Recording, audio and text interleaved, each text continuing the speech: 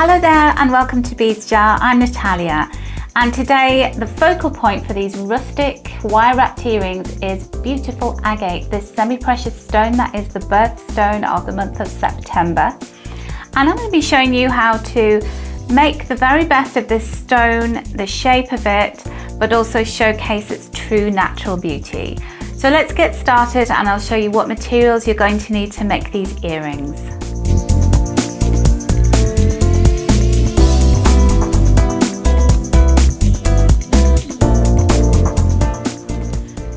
So here are all of the ingredients that you're going to need to make these rustic wire wrapped agate drop earrings. First of all, we have our agate drops. Now we have these available in lots of different styles and colours. And today I'm going to be using these. They're like a beautiful aqua blue, so like a turquoise colour. And you get a strand of them, so you can choose the ones that you like best for your earrings. We're using some of this coloured copper wire. Now it's 0.9 millimeters and this one is super champagne. I'm going to be using a gold coloured pair of earring wires. These are gold plated, and some 6 millimeter gold plated jump rings. And then in terms of tools, we have our round nose pliers, chain nose pliers, flat nose pliers, and some wire cutters. So let's get started and make these earrings. So the first thing that we're going to do is the really nice job of selecting the stones that are going to make it into our earring pairing. And with any semi-precious stone, Mother Nature creates them with her own hand, so they are all different, but they each have their own natural beauty. So select the ones that you feel are most symmetrical, or maybe you like asymmetry. It's completely up to you. So I think I'm going to go with these two because they look very similar to one another. So let's get the others out of the way. So what I've done is I've taken the gold champagne coloured wire, and I've got about 2/3 of a metre of it that I've just cut off. Now make sure you straighten the wire because it's been wound around a reel, so it might be a little bit twisted, so just use your hands to smooth it. It's very easy, you don't necessarily need to have nylon jaw pliers to do that, but if you have some, then do use them by all means. You want to make sure that the end is as straight as you can possibly get it. So I'm going to take one of my ear wires and I'm just going to feed the end of the wire through. So now you're going to need your round nose pliers. Let's get that wire out of the way. And take the very end tip of the pliers and make sure that if you just run your finger along the top of there, you'll feel, is there a scratch from the wire? And if there is, you just need to move it down slightly. So you can just feel the surface of the wire, but you don't want it jutting out. And that's really important because it makes a perfect little loop for the base of the earring. If you don't do that and the wire's jutting out, you end up with like an egg shape, which isn't as attractive. So I'm just going to turn a loop with the pliers. So you can see we've got our perfect little loop. And then I'm just going to bend that loop back slightly so that we get almost like this question mark shape, and then push the earring down, or the stone down, and then you just get your little loop that secures it at the bottom. So next we're going to turn the earring the right way up. So this is the top of the earring.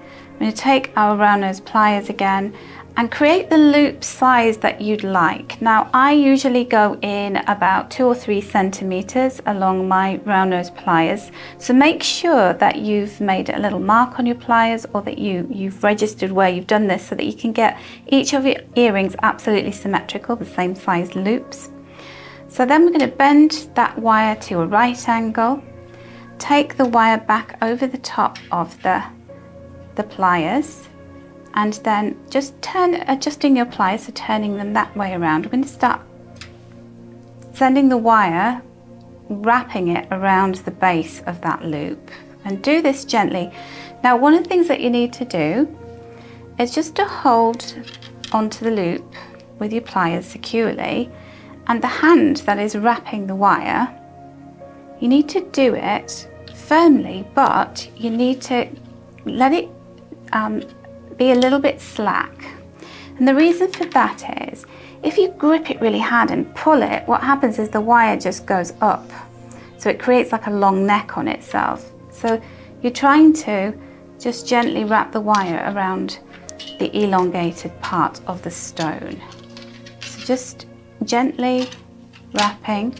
So we're going to make this part very uniform. So we're trying to make almost like a spiral effect and keep those spirals of wire together.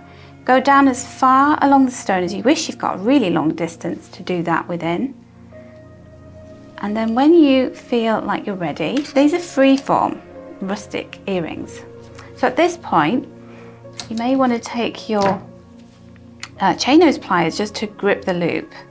Now be careful as well, because these are coated wires, so they can chip, particularly the ones that are highly coloured.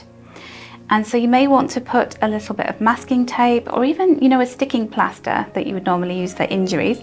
Put that over the metal on your pliers, or otherwise just hold it gently so that you don't mark them too much. And then what I'm going to do is start to take the wire around in a more of a kind of tornado effect. So you don't want it too heavy at the top. We're concentrating mostly on the base of the piece of the earring. And so it's kind of doing it a little bit more crazily, a little bit more randomly, to create this this rusticness with the wire. Then when you get to the end of this, so you find your end of your wire, and you can see mine is just sticking out there. So you can take your flat nose pliers and just tuck the wire in to a gap in the earring. Just push it in there. If necessary, you could use your wire cutters just to chop the end there, but you do use quite a lot of wire, you don't realize it. And then there we have our tornado of wire. So the last part of it is just attaching our jump rings and our earring wires. So I'm just going to bring those in. So take your flat nose pliers and your chain nose pliers, open up the jump ring. I've already done that. And then I'm going to pop that into the loop there. And then I'm going to put the loop at the base of my earring wire into that open jump ring, and then close it up securely by just brushing the edges of those ends of the jump ring together to fasten it up like that. And so that's a really quick and easy way to make a beautiful earring that's wire wrapped, but showcases the gorgeous colouring in the stone. Now as I said, we have some different styles of agate that you can choose from. Here we've got a beautiful red colour. It's almost like a cherry, very, very nice. And I have used this teal green wire with it and some silver earring wires, and I think that they go really nicely. So you can really contrast the colours there if you want to. And then also you could make a pendant. So this is a darker brown coloured piece of agate.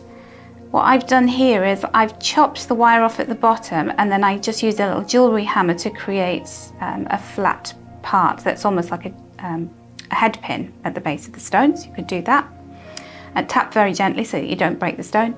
And then the loop, what I've done is I've used some copper plated wire chain, and it's got a really rustic feel to it. I like the way it's twisted, and it goes really nicely with this. And it makes a perfect pendant as well. So you can see how versatile these pieces of agate are. They're a beautiful shape, and they can make some really nice pieces of jewellery. So I hope you've enjoyed our project today. I hope you'll have a go and make your own earrings. We have a lot of different agate elongated drops for you to choose from, so select the colours that you're most inspired by. Have a look at the drop down menu. You'll find all the links to our website and all of the different materials that I've used in this project. Plus, don't forget to subscribe to our channel so you don't miss out on any future tutorials. I hope that you'll be watching again soon, and bye for now.